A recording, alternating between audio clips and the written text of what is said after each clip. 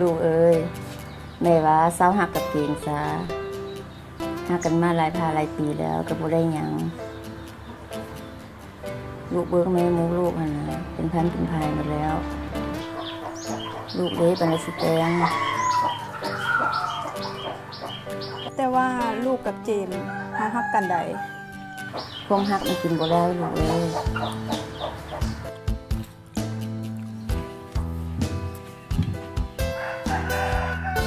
แม่มันเลย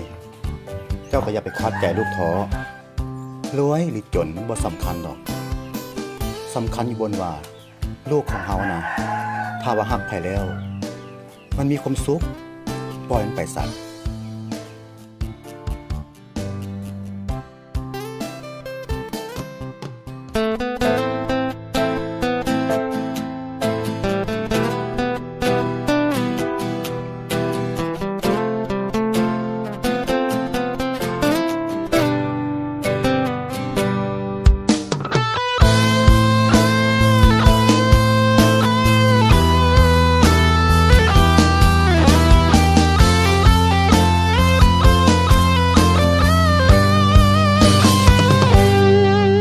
เหตุผลที่อาย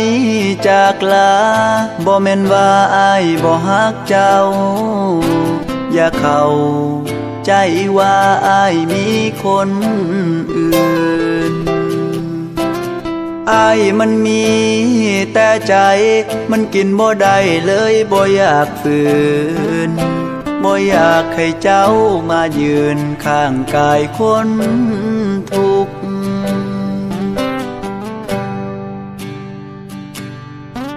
ให้คนที่เขาดีกว่าพาเจ้าไปฮอดฟังฝันบ่เป็นหยังเจ็บอ้ายสิทำใจทิมอ้ายไว้บ่อนนี้ละความหักมันกินบ่ได้นับจากวันนี้ไปให้ลืมอ้ายซะหักก็หักคือเก่าคิดฮอดก็คิดคือเก่าแต่อนาคตของเจ้าอย่าเอาอ้ายเป็นโตทวง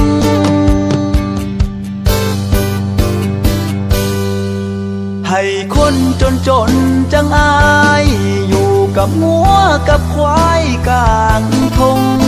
แต่น้องเปรียบคือกับผงอย่าลงมาเปื้อนกี่ไงให้เทพบุตรอย่างเขาขี่ม้าขาวมาฮับเจ้าไปถึงเฮาสิฮักกันสำใดก็เป็นไปบ่ได้ดอกเด้ออายว่า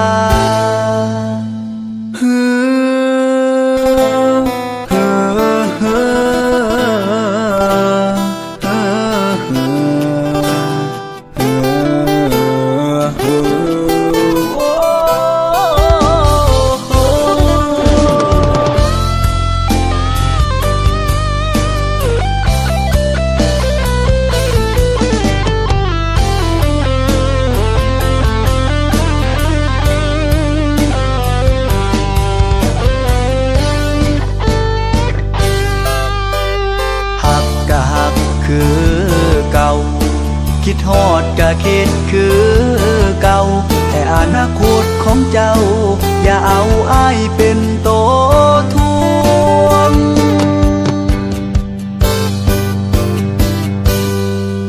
ให้คนจนจังอายอยู่กับงัวกับควายกลางทง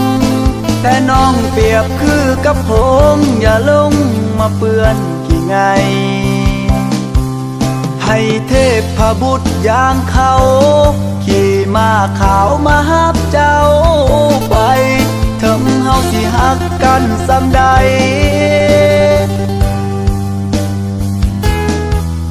ให้คนจนจังอา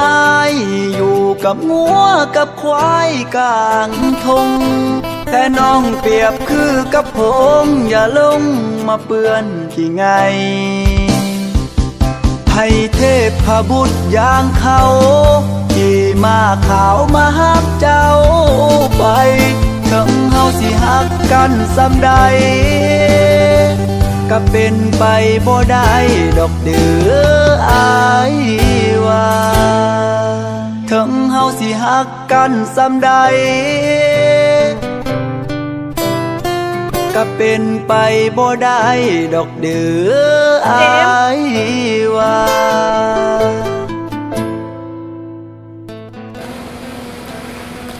เจมส์ไปใส่มาเป็นอย่างเจมส์คือเฮ็ดแบบนี้กับข่อยแซดหาเจ้ากับบ่ตอบเจ้าฮู้บ่ว่าข่อยฮักเจ้าหลาย ขอโทษที่ข้อยเฮ็ดแบบนี้ไป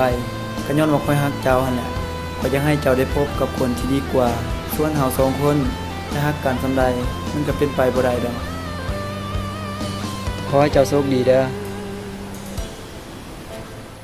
ถึงเฮาสิฮักกันสำใดก็เป็นไปบ่ได้ดอกเด้ออายว่า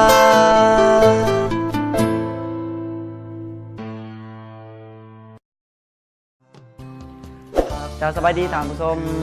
นะครับส่งมาฟังแล้วไปแล้วเนาะสำหรับเพลงเฮ็ดผลที่จากไปเนาะว่าเป็นจังไดแน่ก็ช่วยตำหนิติชมกันเนาะจังไดก็ฝากกดไลค์กดแชร์ให้เด้อเพื่อเป็นกำลังใจให้หนุ่มคนนี้เนาะสุดท้ายนี้ก็ฝากติดตามทาง YouTube ขายที่เคซาวลาวเนาะขอบใจ